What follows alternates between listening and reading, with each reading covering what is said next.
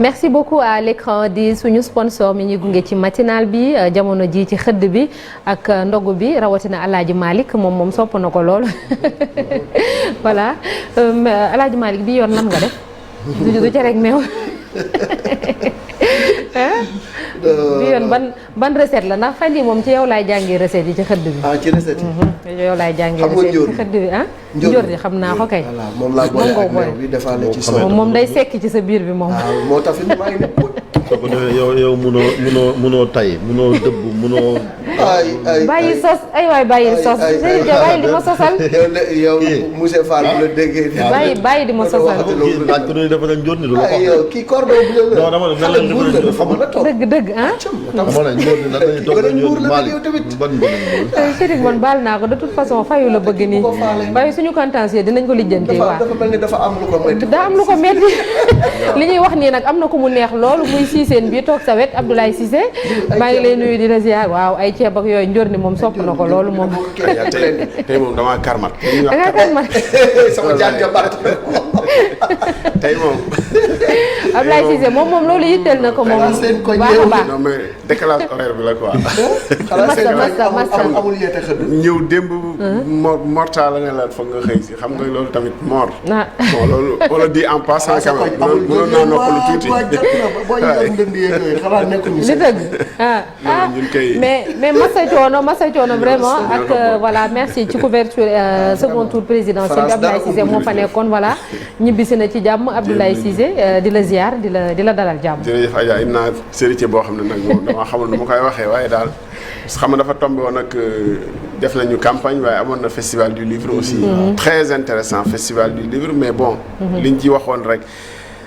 suñu ay bijoux la ñu jël yóbbu ko foofu sur scène defee ko fa bon c'est vrai war nañu xalaat festival bu mel noonu suñu auteurs yu mag yi ñu am parce que boo gisee ab panel bu ñu teg ñu toog nga ne waaw lii Sénégal la wala France la Boubacar Boris Diop Fatimata Ba Diallo Racine Senghor administrateur monument de la Renaissance ak Mbougar Sarr ñu toog pour def une conférence bon c'est bien ñu defee ko foofu mais yóbbu yel noonu aussi war nañu ko mën a am fii daal. xam nga la file dak muy foire internationale du livre de Dakar. mais xëy na daal en tout cas am na lu manqué.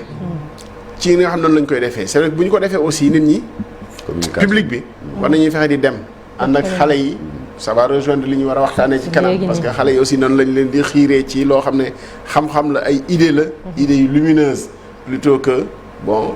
tàggat leen ci ñu dem ci leen loo xam ne safaan la ak yooyu livre ma la indil nag Adja xam naa la ko jox Walande la tudd ki ko bind Jeyli Amal la tudd livre bi sous-titre mooy l'art de partager son mari xaw ma ndax intéressé naa la am déet mais livre la bu am ay prix livre la boo xam ne ràññeeku na trop. mosoo gis sérité yu ñuy delloo waaye bii moom sérité bi moom bu ñuy delloo la xanaa nga jox ko ñi ma sama ñaari càmmiñ yi Alaaji Malick ak Chérif Marcel moom xam naa ni bokkul. Jeyli Amal elle est camerounaise. Elle a écrit un magnifique ouvrage encore une fois livre la boo xam ne nit ñi war nañ koo lire. faut pas s'arrêter sur le titre non faut pas s'arrêter sur l'art de partager son mari waaw. Ablaye xëy na li mu ciy développé sax lu jigéen ñi xam na fii voilà. yëkkati livre bi laaj ñu gis ko. non bii Fatima Ba Diallo la Rouge Silence bii aussi boo ko tëgg boobu Fatimata Ba Diallo moom it daf ko bind mu tàng jër jour bi ñu koy publier lañ ko publier ci festival ba c'est aussi un très bel ouvrage mais ça parle aussi des femmes Rouge Silence mais souffrance su femmes yi ci léegi sëy ci souffrance moom daal voilà Rouge Silence parce que le rouge c'est ci bi nga waroon tàmbalee nag ci bi nga waroon tàmbalee violence faite aux femmes. Ablaye non violence rek mais lépp la. waaw lépp la ça parle de tout de toutes les souffrances des femmes voilà te souffrance yu bëri na moom danaa ko placer moom xaw ma kan laa koy placer waaye nag. xanaa nga jox ko Oumy Samb mais ca wet ga Ablaye Cissé gis nañ jamono ji nag li nga xam ne xew na yaa ngi koy junj sànq muy violence yi ci soxna yi waaye du soxna yi kese nemmeeku nañ fi ay nit yu ñuy faat ak ay jëf yu ñaaw ak yu bëri daal nemmeeku nañ ko ba tey nga war cee taxaw Ablaye Cissé di samp laaj sax ndax dañoo war a def ab ndëpp national maanaam ñu def séance d'exorcisme maanaam génne suñuy démons. waaw baat bi dañ ko delloo sax ki nga xam ne moo ko moom. muy Mbodj psychologue.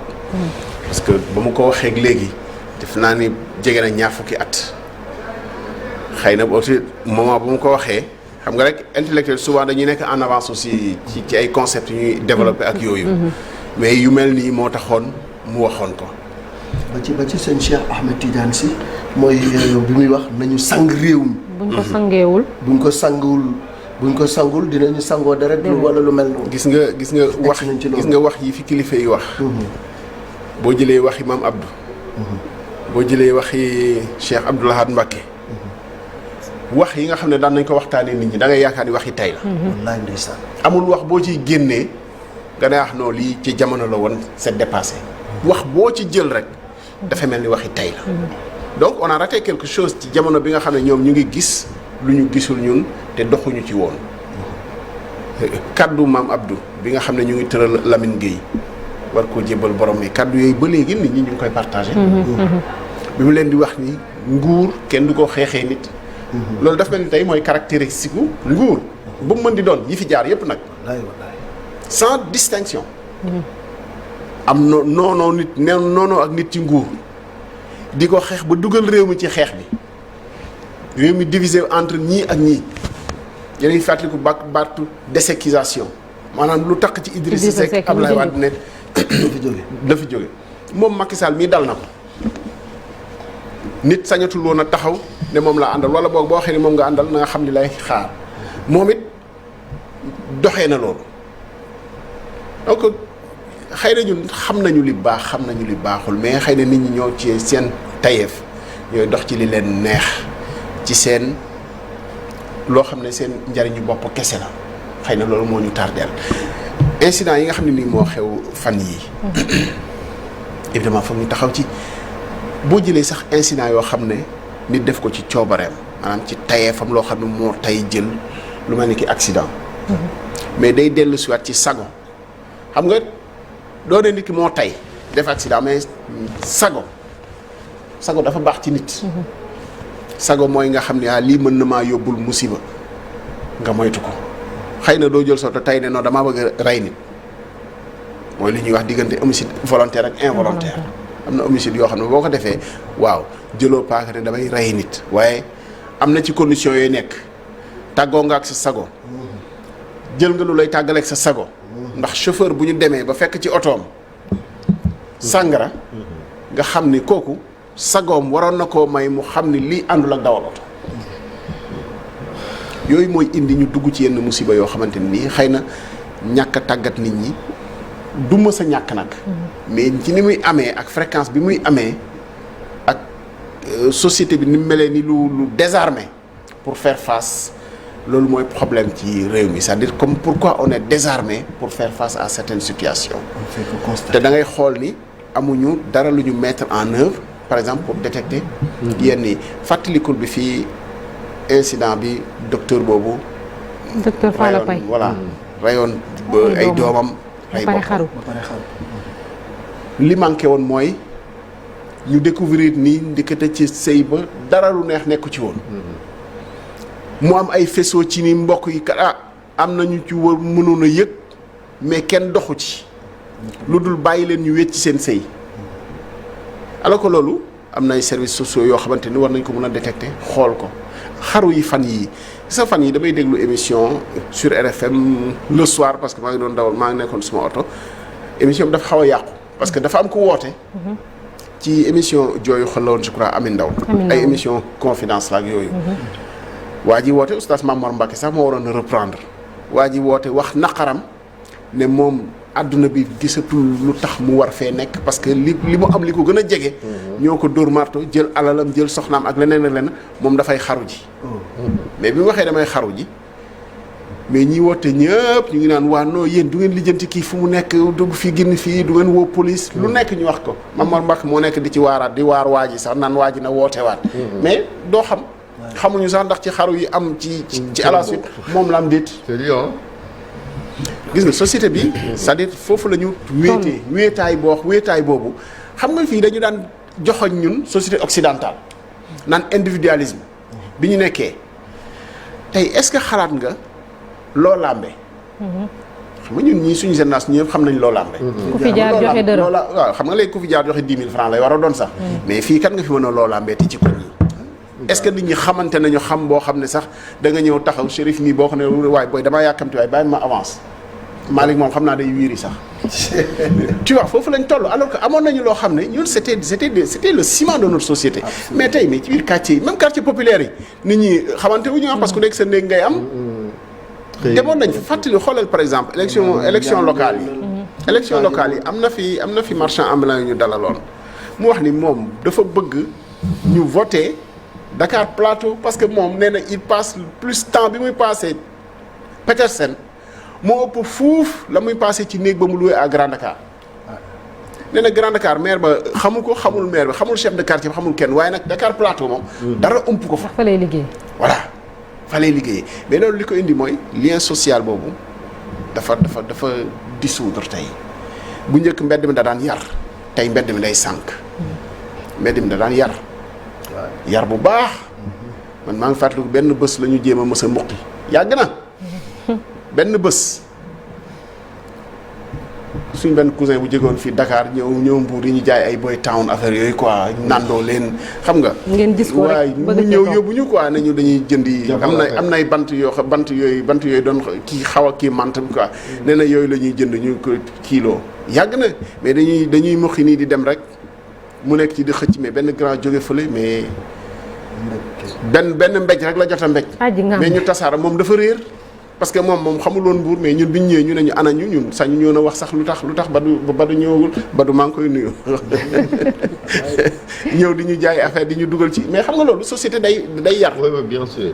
loolu léegi mais léegi sañatoo dóor doomu jàmm xalaatoo ko waxuma la dóor sax mais remontrance sax sañoo ko. seen kër ba yóbbu leen fa non seulement moom dóor na leen mais boo demee dañ la ci yokkalaat. waa ñu waa yeneen i caw. ñun kay ñoo sañu la wax sax. la ngeen def lu tax Badu ñibbisiwul.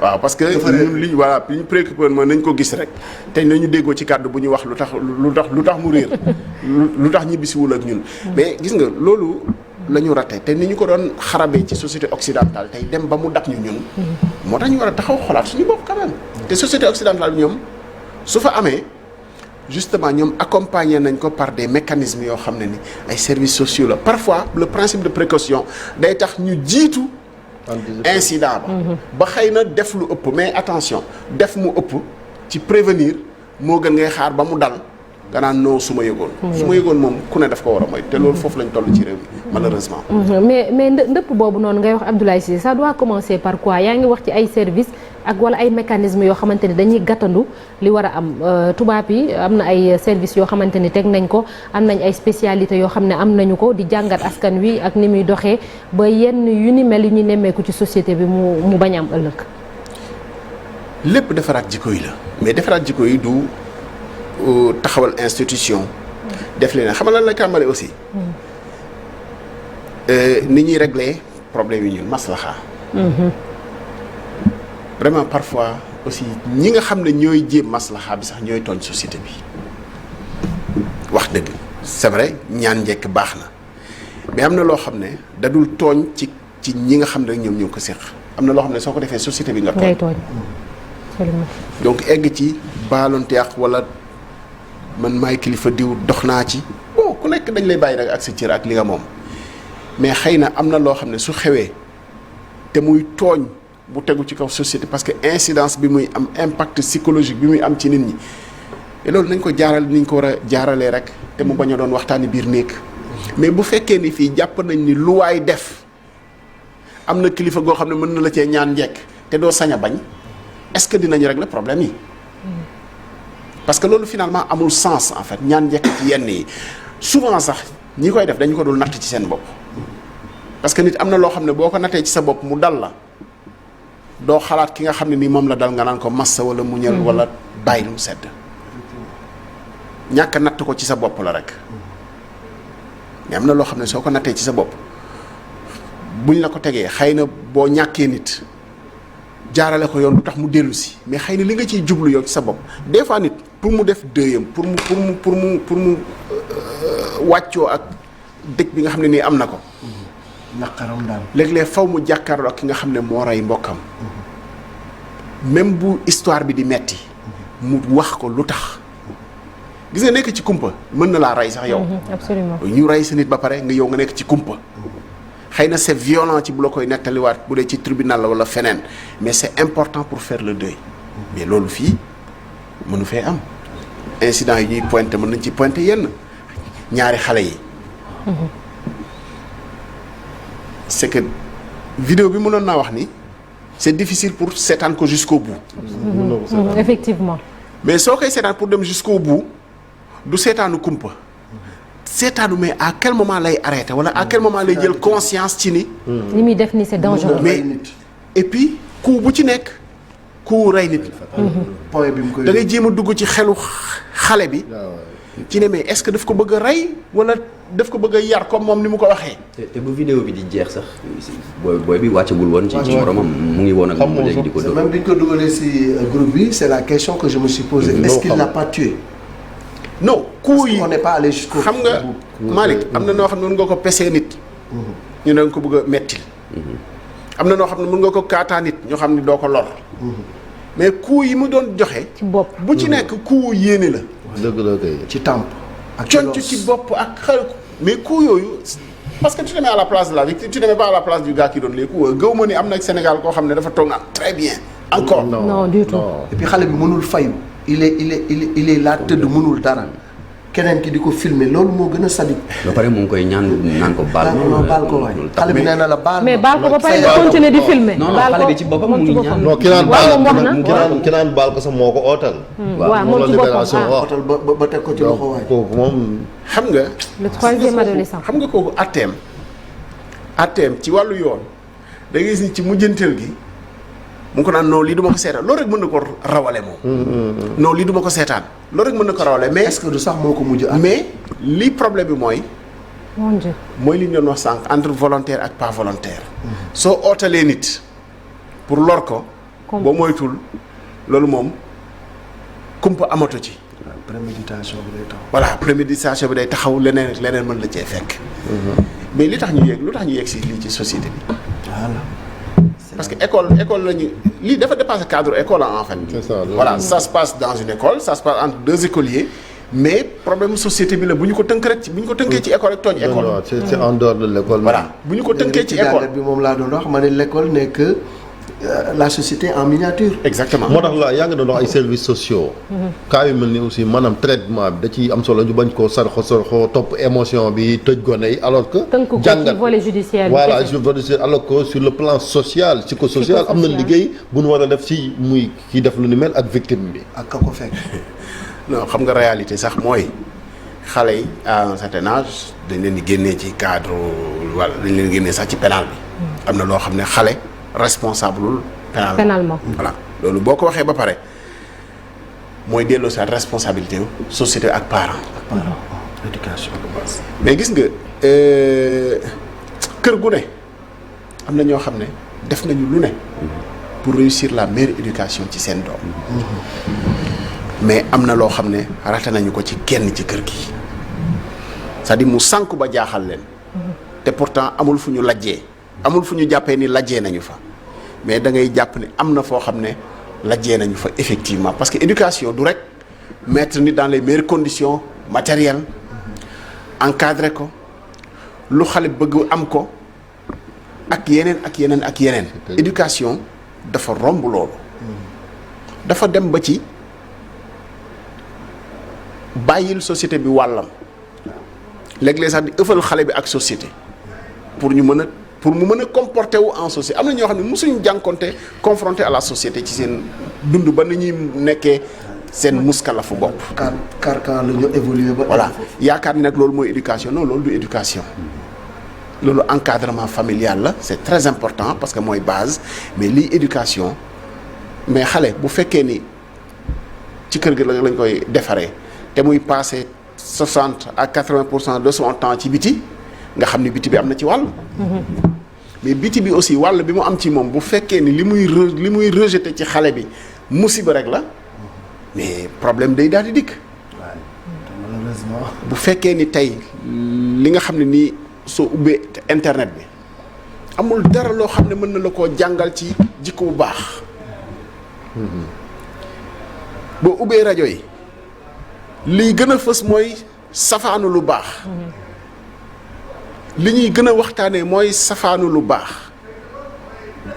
problème la c'est-à-dire war nañu am cadre ci ay émissions yoo xam ne nii bu weesoo émission sax ci jotaay lépp mais tey c'est-à-dire foo xëy na moo ëpp bëgguma wax buzz parce que du loolu réew mi war naa dépasser lan moo war a mën a fës buzz moom li ko fi yëpp mooy wax lu bon ak génn ay vidéo kii audio tey dafa mel ni c'est acquis que ku ne mën na génne vidéo ku nekk gis nga loi wu sax droit nit sax ci collecter ay information ci nit loi boobu sax nit ñi assimilé wuñu ko en fait pour nit ñi loo jot ci nit rek mën nga ko mën a partager war nga ko mën a diffuser amatuñu frontière amul segg amul dara te fi ngay gën a yaakaare ni yaa ci nekk nag mooy da ngay nit sax naan partager leen ko xoolal bon même on reste avec les enfants genre délinquance boobu xoolal li li xew bari ñi moom 17 ans tueur à 17 ans un tueur froid xam nga mooy li ñu doon wax ci xale yi ci ñaari écoliers yi bu doon deewu erreur la mais xam nga li mu def bu ci xale bi jaaree woon ñàkk ba kanam est-ce que am na lay tayuma ko xam nga amul layu tayuma ko li xew Bargny moom Chérif loolu moom à cet âge là dépasse l'entendement sax nga mën a jàpp ci ni kii dama koy rey def ko ñooñu xëy na leneen a war ci ñoom en fait ma ko te deful la dara loolu muy xale muy mag am na yoo xam ne def ko leneen a war ci ñoom mais ñun gëmuñu ni suñu société li mu warloo ak ñooñu mooy xoolaat seen xel fii amul fu ñuy defaree xelam fii fenn fi ñuy defaree xel mooy jàppee la dof dem kaaw voilà xam nga yàgg nga fi dégg yenn turu hôpitaux yi ci ñi nga xam ne fa la ñu doon dalal xel ak fii fu ñu jàppee ni société bi am na lu mu war a def ci yow parce que sa xel nekkatu fi mooy nëbb la jant wala tënk la soit muy ci kër gi wala muy ci service yooyu nga xam dañ fay tëj mais defaraat nit ci xel mi dafa am yoon am na ñoo xam ne li ñu nekkee du tayeef ñii dal ci kaw jigéen ñi am na ñoo xam ne feebar la waaw du yoon xoolal xale bu ndaw ñaata at egg ci moom loolu xam nga du yëfu nit xam nga loolu soo ko jàngatee ci ne mais kii mooy li may bañ a tudd ci xale boo xam ne xëy na nit pour nga xalaat ni nit mën a am ci moom yëg-yëg sax daf lay jaaxal yow boo normalee donc moo lay won ni kii itam normalul ak li xew Thiès également xale bi nga xam ne dafa rëcc ñu naroon koo faat moom itam ko faat naroon a dagg ay cër xam nga yooyu yëpp épisode yu fi jaar la daan nañ fi am ay jamono léeg-léeg ñu joxoñ sax ay politiciens ne ci jamono yi saraxe lañ nekk ak nangam ak nangam lu nekk di fi am mais loolu yëpp dañu koy traversé sans taxaw ci traversé que mu jeex rarement ngay gis ñu topp kaa yi ba gis ña nga xam ne ñoom ñoo ko def mais bu fi gis nga élite aussi mooy defar société élite bu fekkee ni li nga xam ne mooy lu baaxul ci ñoom à chaque fois bu dee ñoom la dañuy bàyyi mu jàll te duñ ko tirer au clair xëy na mën nay wàcc di wàcc ba dal ci kaw ñoo xam ne aussi dañuy yaakaar ne bu ko nit defee dara fekk ko ci man it mën naa ko def te loolu daf ñuy delloosiwaat ci ni nga xam ne noonu la ñu war a defaraatee suñu société. une infirmière enceinte battue par son collègue. le soleil ko xëyee. maanaam dafa dem ba dafa xaw a mel ni habitude parce que mënoo xëy que ça soit ci journaux yi wala ci réseaux sociaux yi te gisoo des faits similaires bu eggul ci faat tamit egg ci traumatisme. waaw mais gis nga yooyu waruñu koo traverser rek. ci fait divers la nañu jàll. loolu mooy problème bi en fait suñu société ni ñu ko móolee. jàppoon ni. individualisme occidental bi ñun dañ leen doon xoolee bët boo xam ne nii daawuñu comprendre ñii nan lañ mën a wéetee ñu dem ñun tey ba wéet ci suñu ay jafe-jafe ba pare amuñu ci solution yooyu mooy defaraat société dafa am wàll ci éducation mais bu fekkee li société di refléter yépp lu baaxul la évidemment duñu teel a am solution mais encore une fois lu xew ñu maslaha ko loolu problème la quand même si réew mi. quelle solution am na yoo xam ne. ñaan njëkk sax waru ci te ka nga xam ne mooy réclamer justice aussi du soxor xëy na réclamer justice pour giifal sa bopp la ak it joxe exemple pour lii bañ a xewati parce que noonu rek lañ ciy génnee. merci beaucoup merci Abdoulaye Cissé ci jàngat bi jërëjëf am na solo voilà merci beaucoup léegi dañuy jàll ci suñu gan egsi na